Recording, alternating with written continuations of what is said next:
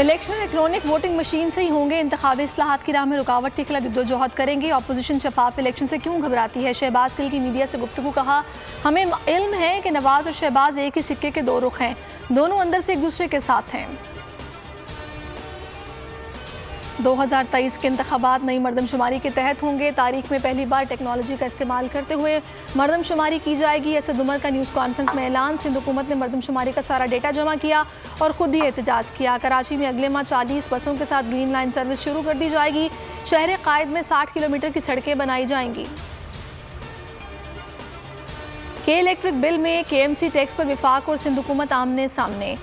असद उमर कहते हैं कि इलेक्ट्रिक के बिलों में KMC टैक्स की इजाज़त नहीं देंगे। गवर्नर सिंध इमरान इस्माइल कहते हैं बिलों में टैक्स इजाफी बोझ होगा, KMC टैक्स में कोई और तरीका ख्याल इख्तियार करें। वज़ीर आला सिंध मुराद अली शाह कहते हैं बिजली के बिलों में टैक्स वसूली के लिए नेपरा और वफाकी हुकूमत से बात हो गई, KMC को अपने पैरों पर खड़ा करना चाहते हैं।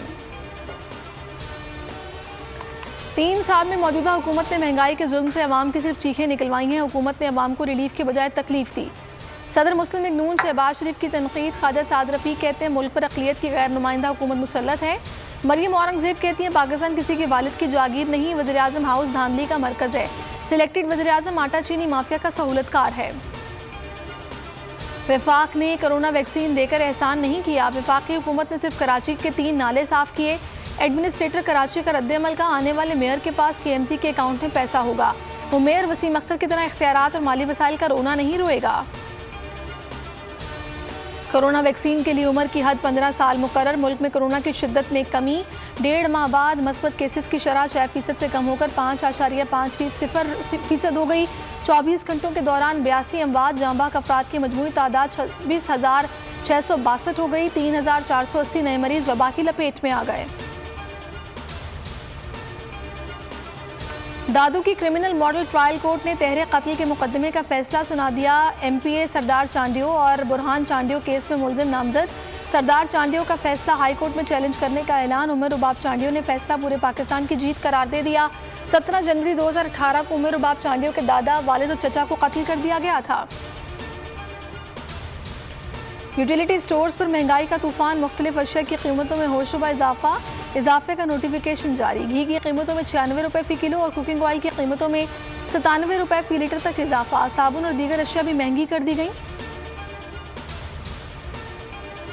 अफगानिस्तान में नई हुकूमत की आज होने वाली हल्फ बर्दारी मुलतवी। तर्जुमान तालिबान का बोल न्यूज़ के प्रोग्राम नेशनल डिबेट में इंकिशाफ। देखिए 9/11 स्पेशल में आज शब 10 बजे अफगानिस्तान की सूरत हाल पर सेक्रेटरी जनरल अक़वाम मुत्तहिदा को भी तशवीश। कहा अफगानिस्तान में मुआशी बहरान अवाम के लिए तबाहकुन और दहशतगर्दों के लिए नेमत साबित होगा।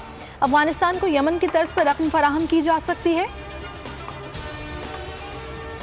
बानी पाकिस्तान कायद आज़म मोहम्मद अली जिन्ना की 73वीं बरसी। कौम का खिराज अक़ीदत। गवर्नर, वज़ीर आला सिंध, तीनों मुसल्लह अफवाज के नुमाइंदों और DG रेंजर्स की मज़ार कायद पर हाज़िरी। फातिहा पढ़ी और फूल चढ़ाए। कॉमेडी किंग उमर शरीफ की तबीयत नासाज। वज़ीर इत्तलात फवाद चौधरी और गवर्नर सिंध ने अयादत की। मीडिया से गुफ्तगू में फवाद चौधरी ने कहा कि उमर शरीफ का तसल्ली बख्श इलाज कराएंगे।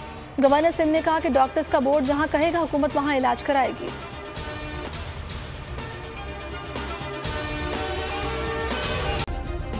सब्सक्राइब करें और बेल दबाएं ताकि कोई खबर रह न जाए।